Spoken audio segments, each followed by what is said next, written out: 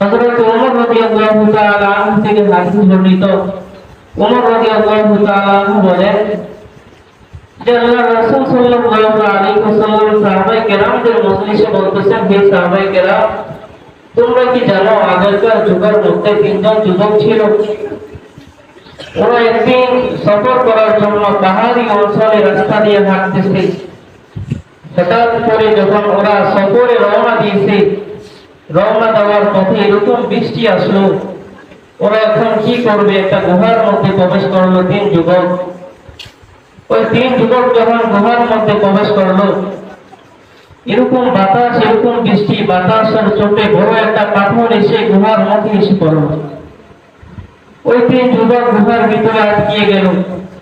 এখন ভিতর থেকে পাথরকে যতই ধাক্কা দেয় পাথর নড়ে না, যতই কষ্ট মেহনত করে কিন্তু পাথর নড়তেছে না।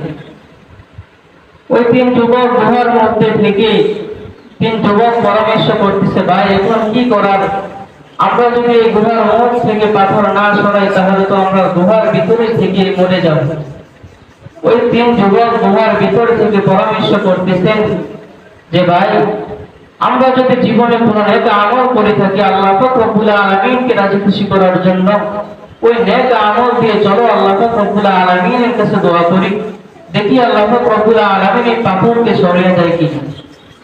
ওই তিন যুবক পরামর্শের মাধ্যমে এখন আল্লাহ পাক রব্বুল আলামিনের কাছে দোয়া করতেছেন। তিন যুবকের এক যুবক আল্লাহ পাক রব্বুল আলামিনকে বলতেছেন, আল্লাহ, আমার আন্ডারে একজন গোলাম কাজ করতো, এক ব্যক্তি কাজ করতো, উনি কিছু চাউলের বিনিময়ে দৈনন্দিন আমার কাজ করে দিত। তো একদিন ওই ব্যক্তির সাথে আমার সাথে কথা কাটাকাটি হয়। ওই ব্যক্তি যখন আমার সাথে ওনার সাথে কথা কাটাকাটি হয়, উনি আমার সাথে রাগ করে চলে যায়। ওই দিনকার বিনিময় উনি আর নেয় না। আমি এই চাউল দিয়ে বিক্রি করে কিছু দাম ত্যাগ করলাম। ওই দাম ত্যাগ থেকে যেটা লাভ হলো, এই লাভের টাকা দিয়ে একটা গরুর ফার্ম করলাম। গরুর ফার্ম যখন করলাম, এখানে একটা দুইটা তিনটা করে বাড়তেছে আর ফার্ম আস্তে আস্তে বড় হয়েছে। তো একদিন ওই ব্যক্তি আমাকে এসে বলতেছে, মালিক, আমি আপনার থেকে এক মুষ্টি চাউল পানা, আপনি আমাকে ওই চাউল গুলা দেন। ওই গোলাম যখন আমার কাছে চাউল গুলা চাইলো, আমি এই গোলামকে বললাম, যাও, ওই যে গরুর ফার্ম দেখতেছো, এই ফার্মটা তুমি নিয়ে যাও, এটা তোমার ফার্ম। ওই গোলাম বলতেছে, না মালিক, আমি তো আপনার থেকে শুধু এক মুষ্টি চাউল পাও না, আমাকে চাউল দেন। বলতেছে, না, তুমি তো আমার কাছে এক মুষ্টি চাউল পাও না, এই চাউল গুলা বিক্রি করে আমি কৃষি কাজে লাগাইলাম। কৃষি কাজ থেকে যে টাকা লাভ হয়েছে, এই টাকা দিয়ে একটা গরুর ফার্ম করলাম, এই ফার্ম তুমি নিয়ে যাও, এটা তোমার ফার্ম। ওই প্রথমজন বলতেছে, আল্লাহ, আমি যে এই কাজটা করলাম এটা শুধু আপনাকে রাজি খুশি করার জন্যই কাজটা করেছি। এই উসিলা হইল এই পাথরটাকে একটু সরিয়ে দেয়। তো আল্লাহ পাক রব্বুল আলামিন বলতেছেন যে বান্দা তো আমার জন্য এই কাজটা করেছে, পাথরটাকে একটু সরিয়ে দাও। তো জিবরাইল আমিন পাথরটাকে একটু সরিয়ে দিলেন। ওদের দিলের মধ্যে একটা খুশি চলে আসলো, দিলের মধ্যে একটা সান্ত্বনা চলে আসলো যে আল্লাহ পাক রব্বুল আলামিন তোমাদের দোয়া কবুল করেছে, পাথরটাকে সরিয়ে দিয়েছে। ওই তিন যুবকের দ্বিতীয় যুবক বলতেছেন, আল্লাহ, আমার ঘরের মধ্যে বৃদ্ধ একটা মা ছিল, আমি একদম কসাই, সারাদিন গোস্ত বিক্রি করি এবং বিকালবেলা যখন বাড়িতে আসি কিছু গোস্ত নিয়ে বাড়িতে চলে যাই। বাড়িতে এসে আমার বাড়িতে একটা ছোট্ট ছাগল আছে, ওইটা থেকে দুধ ধরিয়ে সর্বপ্রথম আমি আমার মাকে পান করাই। তারপর ঘরের মধ্যে আমার বিবি আছে, আমার ছেলে আছে, আমার মেয়ে আছে, তারপর আমি ওদেরকে পান করাই। আল্লাহ, আমি তো পারতাম ঘরের মধ্যে আইসা সর্বপ্রথম আমার ছেলেকে দুধ পান করাইতাম, সর্বপ্রথম আমার মেয়েকে দুধ পান করাইতাম, সর্বপ্রথম আমার বিবিকে দুধ পান করাইতাম। কিন্তু আল্লাহ, আমি এই কাজটা করি নাই। আমি সর্বপ্রথম আমার মাকে দুধ পান করাইছি, তারপর আমার বিবিকে, ছেলেকে, আত্মীয় এবং আমার স্ত্রীকে দুধ পান করাইছি।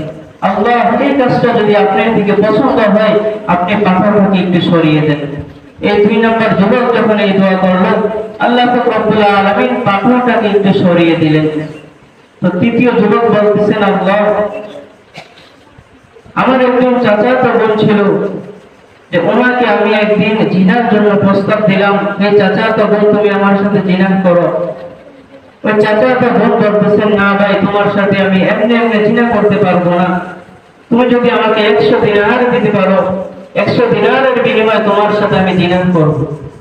হে আল্লাহ, আপনি জানেন আমি যখন আমার চাচা তো বোনকে 100 দিনার দিলাম, আমার চাচা তো বোন যখন প্রস্তুত হয়ে গেল জিনার কাজ করার জন্য, আমিও প্রস্তুত হয়ে গেলাম। ওই সময় আমার চাচা তো বোন আমাকে বলতেছেন, ভাই তুমি আল্লাহকে ভয় করো। ওই সময় আমার দিলের মধ্যে একটা ধাক্কা লাগলো, দিলের মধ্যে একটা পেরেশানি আসলো, যে আল্লাহ পাক রব্বুল আলামিনকে বানাইছে, যে আল্লাহ পাক রব্বুল আলামিন আমাকে বানাইছে, আমি যদি এখন আমার চাচাতো বোনের সাথে জিনা করি, তাহলে ওই আল্লাহ পাক রব্বুল আলামিনের সাথে এখন আমার বেঈমানি হবে, ওই আল্লাহ পাক রব্বুল আলামিন আমার উপর রাগ করবে, আমি আর জিনা করব না। হে আল্লাহ, আপনি জানেন এই কাজটা শুধু আপনার ভয়ে, আপনার রাজি খুশি করার জন্যই আমি করেছি, আপনি পাথরটাকে সরিয়ে দেন।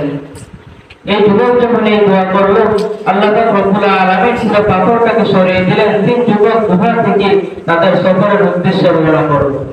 তো প্রথমবার কি বুঝলাম, আল্লাহ পাক রব্বুল আলামিনের কাছে চাইতে বেরিয়েছে, গুনাহ তো হবেই। রব্বুল আলামিন বলেন, বান্দা গুনাহ হয়ে যাবে, তুমি তওবা করো। তওবা করতে দেরি আছে, রব্বুল আলামিন মাফ করতে দেরি করবে না।